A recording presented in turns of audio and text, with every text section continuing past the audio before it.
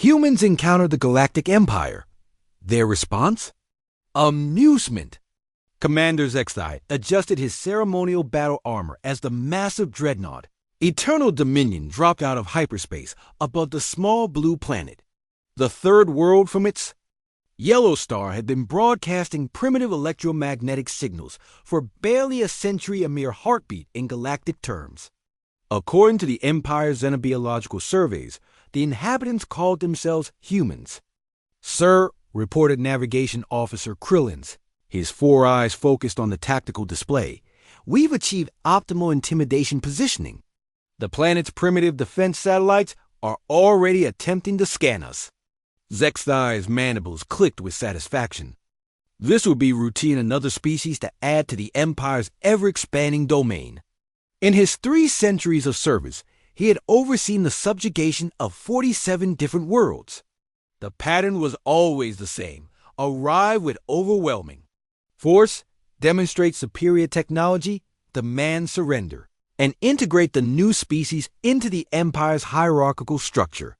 "Open communications," he ordered, straightening to his full 8-foot height. "Standard Conquest Protocol 7. The view screen flickered to life, displaying what appeared to be a crude command center filled with bipedal creatures. They were shorter than most sentient species he'd encountered, with only 2 eyes and an alarming lack of natural armor or obvious weaponry. One of them, distinguished by gray fur on its head, stepped forward. "Greetings," Zexai began, his translator rendering his words into the local language. "I am Commander Zexai of the Galactic Empire. Your species has been selected for integration into our domain. You will surrender your weapons, submit to Imperial authority, and accept your designated caste within our civilization. Resistance is futile." He expected the usual responses: terror, desperate bargaining, perhaps a futile declaration of defiance followed by inevitable capitulation.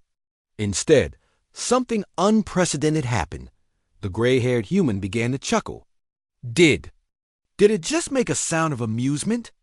whispered Tactical Officer Vrimdar. The chuckle grew into full laughter, spreading to other humans in the chamber. Soon, the entire command center was filled with the bizarre sounds of human mirth. "Sir," the gray-haired human finally managed, wiping moisture from its eyes, "I'm General Harrison, and I have to ask, did you just quote Star Trek at us?" Zexai's translator struggled with the unknown reference. "I do not comprehend. You find the prospect of conquest ... amusing?" "Oh, this is rich!" Harrison turned to his colleagues. "Martha, are you getting this? We've got honest-to-God aliens. Doing the whole resistance is futile routine. It's like every B-movie from the 50s rolled into one." Another human, apparently called Martha, nodded enthusiastically. "The timing is perfect, too. Right after we finish binge-watching that new space opera series about incompetent galactic empires." Zexai felt his confidence wavering. In his vast experience, no species had ever reacted to Imperial might with entertainment. "You failed to grasp the severity of your situation," he declared, attempting to regain control. "The Empire commands a fleet of 10,000 vessels. We have conquered worlds across 17 galaxies." "Your primitive technology cannot hold up," interrupted Harrison, raising one hand. 10,000 ships across 17 galaxies. That's like... What, Sarah? You're good with math." A younger human quickly manipulated a primitive computational device. "Assuming average galactic diameter and distribution, that's roughly 0.001 ships per star system, sir." The command center erupted in fresh laughter. "Sweet merciful Newton," wheezed Harrison. "You're running a protection racket with a fleet density lower than our weekend fishing clubs." Officer Krillins leaned toward his commander. "Sir, I'm detecting massive electromagnetic activity across their planet. It appears they're broadcasting this conversation." On screens throughout the human command center, images appeared of crowds gathering in public spaces, all watching the exchange with expressions of delighted amusement. Signs appeared reading, "Welcome Space Tourists," and "Empire needs better writers."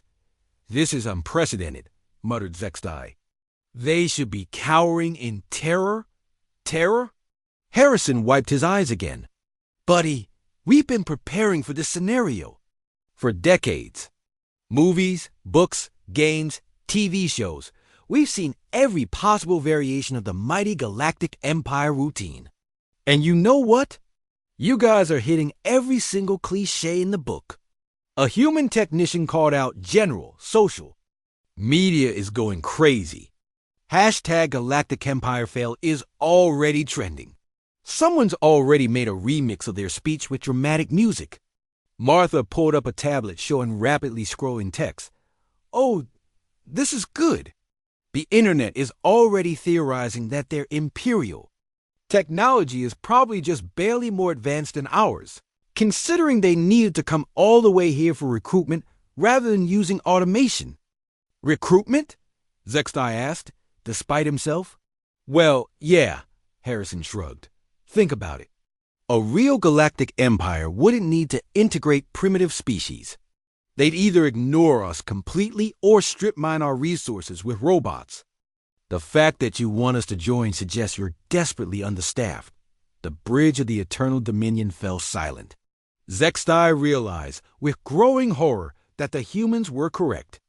The Empire's expansion had indeed outpaced their ability to effectively govern their territory. Each new species was recruited partly to help manage previous acquisitions. Furthermore, continued a new human voice apparently their military. Strategists, your approach suggests significant cultural and technological stagnation. In the time it took your empire to spread across 17 galaxies, we went from horse-drawn carts to space travel. Our rate of advancement is exponential, while yours appears to be static. Harrison nodded thoughtfully. You know what? Thanks for stopping by, but I think we'll pass on the whole Galactic Empire thing. We're having way too much fun out here on the Rim, advancing at our own pace. Maybe check back in a few centuries when you figured out how to run a proper civilization. You're declining to be conquered? Zextai asked weakly. Yep, Harrison grinned. Thanks for the entertainment, though. This has been the most fun we've had since we convinced those Zeta Reticuli tourists that Earth was a theme park. As reports flooded in from across human civilization comedy clubs already incorporating Imperial conquest routines, children playing Galactic Empire games in schoolyards, and scientists placing bets on the Empire's actual technological capabilities, Zextai realized he faced something no Imperial commander had ever encountered. A species that found the very concept of galactic domination hilarious. The Eternal Dominion quietly slipped back into hyperspace, leaving behind a planet still chuckling at their expense, and a commander who would spend the rest of his career wondering if perhaps the humans had a point. After all, what kind of empire needed to ask for permission to conquer someone?